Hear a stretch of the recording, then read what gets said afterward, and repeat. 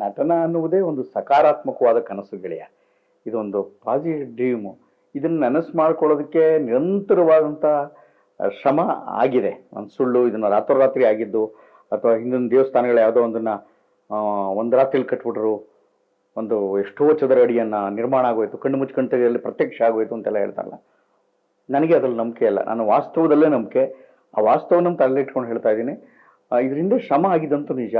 ಆದರೆ ಇದರಿಂದ ಆ ಶ್ರಮದ ಜೊತೆಗೆ ಬಹಳ ಒಳ್ಳೆ ಜಗತ್ತು ನಿರ್ಮಾಣ ಆಗಬೇಕು. ಆ ಒಳ್ಳೆ ಜಗತ್ತು ನಿರ್ಮಾಣ ಆಗೋದಕ್ಕೆ ರಂಗಭೂಮಿ ಅಂತ ಕಲೆಯನ್ನ ಸತತವಾಗಿ ಸರಳವಾಗಿ ಬಳಸ್ಕೊಳ್ತಾ ಎಲ್ಲರೊಂದಿಗೆ ನಾವು ಜಗತ್ತಿನಲ್ಲಿ ಚಂದವಾಗಿ, ಸಂತೋಷವಾಗಿ, ಖುಷಿಯಿಂದ, ಎಲ್ಲ ರೀತಿಯಲ್ಲೂ ಸಂಭ್ರಮದಿಂದ ಬದುಕಬೇಕು.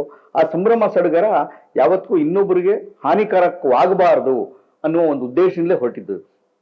ಆರಂಭದಲ್ಲಿ ಒಂದು ಪುಟ್ಟ ಸಮಾನ ಮನಸ್ಕರ ತಂಡ ಆಗಿತ್ತು ನಟನ ಹುಟ್ಟೋದಕ್ಕೆ ಯೋಚನೆಗಳು ಮಾತ್ರ ಹಿಂದಿನ ಒಂದು 40-43 ವರ್ಷಗಳ ಸುದೀರ್ಘವಾದ ಪಯಣ ಇದೆ. ಅಂದರೆ ನಾನು ಚಿಕ್ಕದ್ನಲ್ಲಿ ಹಳ್ಳಿಗಾಡಿನಲ್ಲಿ ತುಂಬ ನಾಟಕಗಳೆಲ್ಲ ಮಾಡ್ತಾ ಇದ್ದೆ. ಅಲ್ಲಿ ಕುರುಕ್ಷೇತ್ರ, ರಾಮಾಯಣ, ಮಹಾಭಾರತ ಈ ಥರ ನಮ್ಮ ನಾಗಮಂಗಲದಲ್ಲಿ ದೊಡ್ಡ ಗುಡಿ ದೇವ್ರ ಮುಂದೆ ಆಗ್ತಾ ಇದ್ದಂಥ ರಾತ್ರೋರಾತ್ರಿ ಒಂದು ಪೆಂಡಾಲ್ ಹಾಕಿ ಬೆಳಗ್ಗೆ ಎದ್ದು ನಾಟಕ ಮಾಡಿ ಅದನ್ನು ಒಂದು ಮಾಯಾಲೋಕ ಸೃಷ್ಟಿ ಆಗ್ತಾ ಇತ್ತಲ್ಲಿ. ನಿಮ್ಗೆ ನೆನಪಿರುತ್ತೆ, ಲಾರಿಗಳಲ್ಲಿ ಬರ್ತಾರೆ, ಕಮಾನ್ ಇಡ್ತಾರೆ, ಅವ್ರಿಗೆ ಶಾಪ್ ಇಡ್ತೋಡ್ತಾರೆ, ಅಲ್ಲಿ ಇಡ್ತಾರೆ. ಅದು ನೋಡ್ತಾ ನೋಡ್ತಾ ನೋಡ್ತಾ ಒಂದು ದೊಡ್ಡ ರೋಮಾಂಚನ ನನಗೆ.